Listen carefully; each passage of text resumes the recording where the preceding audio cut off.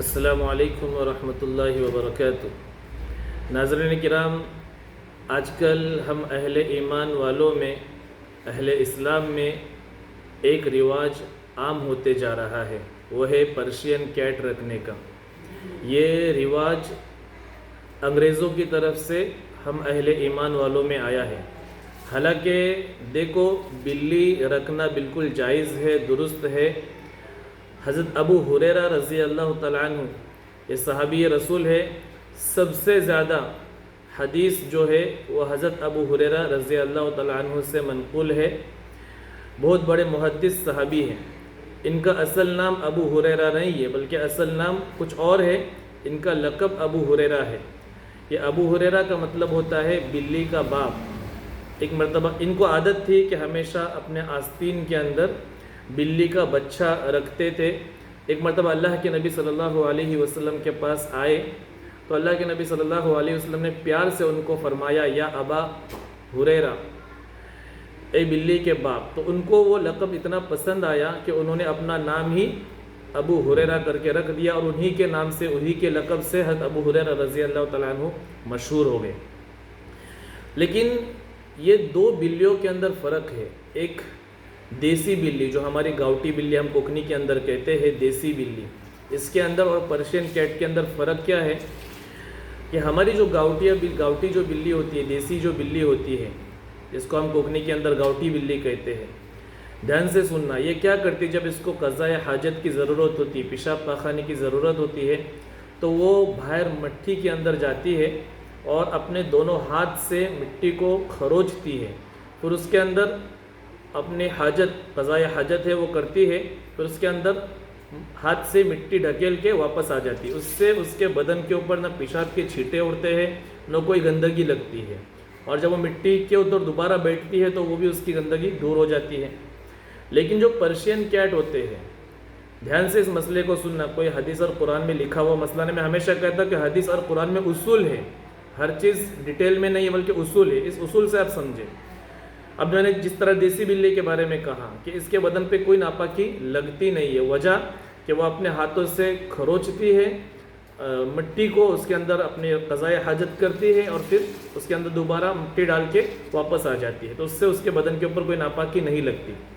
لیکن جو Persian Kate ہوتی ہے، یہ مٹی کے اندر نہیں جاتے، بلکہ یہ کیا کرتے، گھر کے اندر کرتے ہیں، یا کچھ لوگ کہتے ہیں کہ ہم نے اس کو عادت لگائے ہے کہ یہ باتھ روم کے اندر جا کر پیشاب پاخانہ جو کچھ ہے باتھ روم کے اندر کرتی ہے۔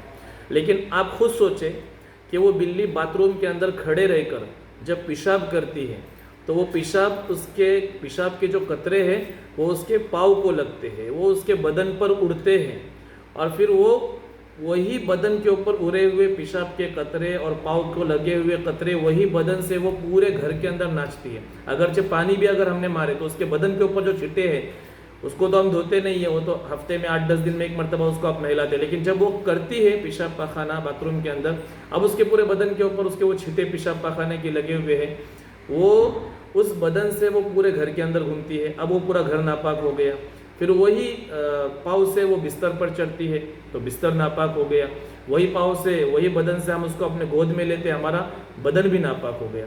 اب بستر بھی ناپاک، گھر بھی ناپاک، اور بدن بھی ناپاک، ہمارے کپڑے بھی ناپاک۔ تو ناپاکی کے اندر نہ ہماری نماز درست ہوں گی، نہ ہمارا گھر کوئی پاک ہوگا، اور ظاہر سی بات ہے رحمت کے فرشتے اسی گھر کے اندر داخل ہوتے جہاں پر پاکی ہو، جہاں پر ناپاکی ہو وہاں پر رحمت کے فرشتے داخل نہیں ہوتے۔ تو میں کوئی فتویٰ نہیں دے رہا ہوں کہ پرشین کیٹ رکھنا ناجائز ہے، حرام ہے۔ بلی رکھنا بالکل جائز ہے، اسی لیے میں نے شروع میں حضرت ابو ہریرہ رضی اللہ تعالیٰ عنہ کا واقعہ آپ کے سامنے پیش کیا کہ ان کا لقب کیوں پڑا ابو ہریرہ۔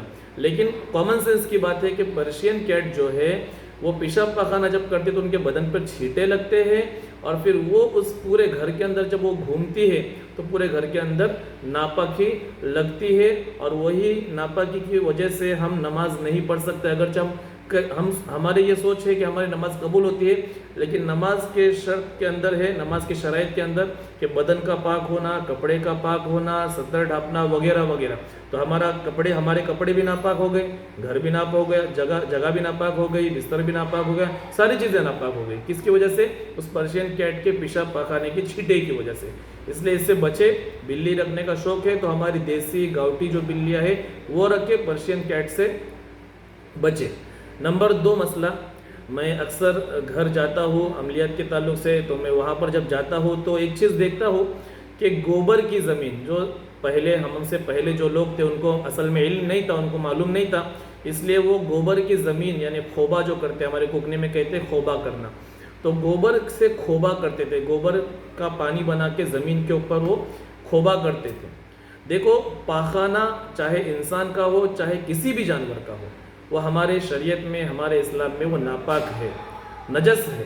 پاخانہ، خون، یہ ساری چیزیں ہمارے اسلام میں ہمارے شریعت میں ناپاک ہے۔ کیا ہم اپنا پاخانہ پانی ملا کر زمین کے اوپر لگا سکتے؟ نہیں لگا سکتے، تو پھر جانور کا پاخانہ کیسے پاک ہو گیا؟ تو جانور کا پاخانہ بھی ناپاک ہے، چاہے کتنی غریبی کیوں نہ ہو۔ مجھے یہ بات بتاؤ کہ اللہ کے نبی صلی اللہ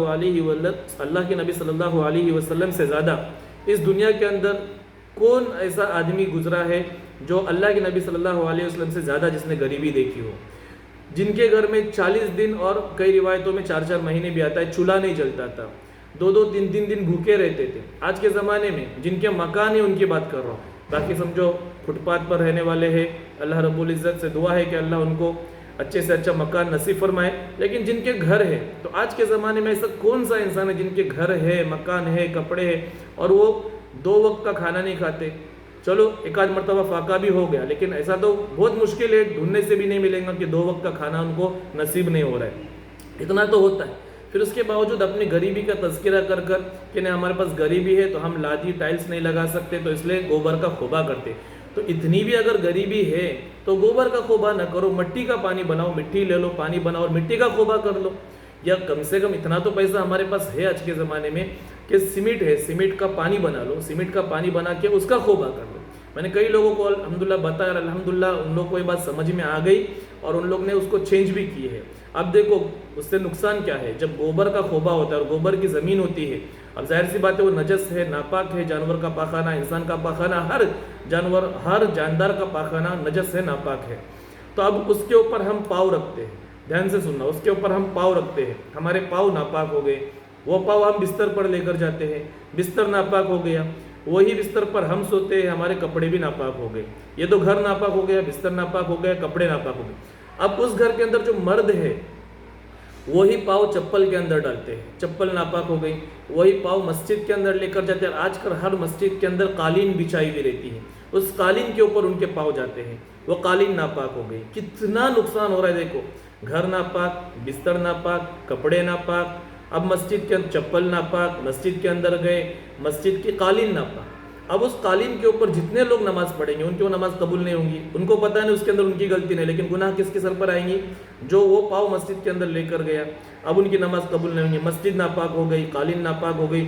اس مسجد کے اندر صرف انسان نہیں بلکہ جنات بھی ہوتے ہیں، وہ بھی وہاں پر ان کی بھی عبادت کے اندر خلل ہو جائے گا۔ فرشتے ہیں، فرشتوں کو ناپاک چیزیں پسند نہیں ہے، وہ وہاں سے دور ہو جائیں گے۔ کتنے لوگوں کی گناہ ہم لوگ اپنے سروں کے اوپر لے رہے ہیں، تو برائے مہربانی اس سے بچے۔ اور دیکھو حدیث کے اندر آتا ہے نا کہ ہم جب بیت الخلاء جاتے ہیں تو کون سی دعا پڑھتے ہیں؟ بسم اللہ اللہم انی اعوذ بک من الخبث والخبائث، میں خبیث جنات اور خبیث جنیوں سے اللہ کی پناہ چاہتا ہوں۔ تو جہاں پر خود گھر کے اندر ہی ناپاکی ہو، گھر ناپاک، کئی لوگوں کے گھر میں نے دیواروں کے اوپر بھی گوبر کا پانی لگایا ہوا دیکھا ہو، زمین تو زمین، دیواریں بھی ناپاک ہیں۔ تو جس گھر کے اندر ٹوائلٹ باتھ روم کے اندر جانے کی جو دعا ہے، جو اللہ کے نبی صلی اللہ علیہ وسلم سے ثابت ہے کہ جب باتھ روم کے اندر ٹوائلٹ کے اندر جائے تو یہ دعا پڑھے، بسم اللہ اللہم انی اعوذ بک من الخبث والخبائث، اور باہر آنے کے بعد غفرانک الحمدللہ الذی اذھب عنی العذا وعافانی، یہ دعا ہے، یعنی خبیث جنوں اور جنیوں سے بچنے کی جو دعا ہے یہ ہم پڑھتے ہیں کہ باتھ روم میں جانے کے لیے۔ تو ان کے نظروں سے پردہ ہوتا ہے، جو شیاطین اور جنات ہوتے ہیں ان کی نظروں سے ہم پردہ ہوتا ہے۔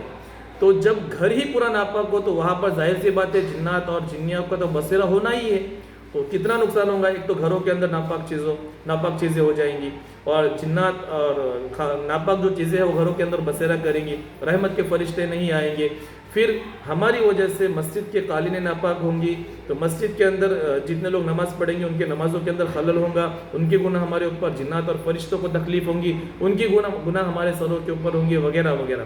اس لیے دونوں بھی چیزیں دھیان میں رکھیں، ایک تو پرشین کیٹ اور ایک گوبر کی جو زمین ہوتی ہے، یہ دونوں بھی چیزوں سے بالکل بچے۔ اللہ تبارک و تعالیٰ سے دعا ہے کہ اللہ تبارک و تعالیٰ ان چیزوں پر ہم کو عمل کرنے کی توفیق عطا فرمائے اور دین کی صحیح سمجھ عطا فرمائے. وآخر دعوانا الحمدللہ رب العالمین. السلام علیکم ورحمۃ اللہ وبرکاتہ.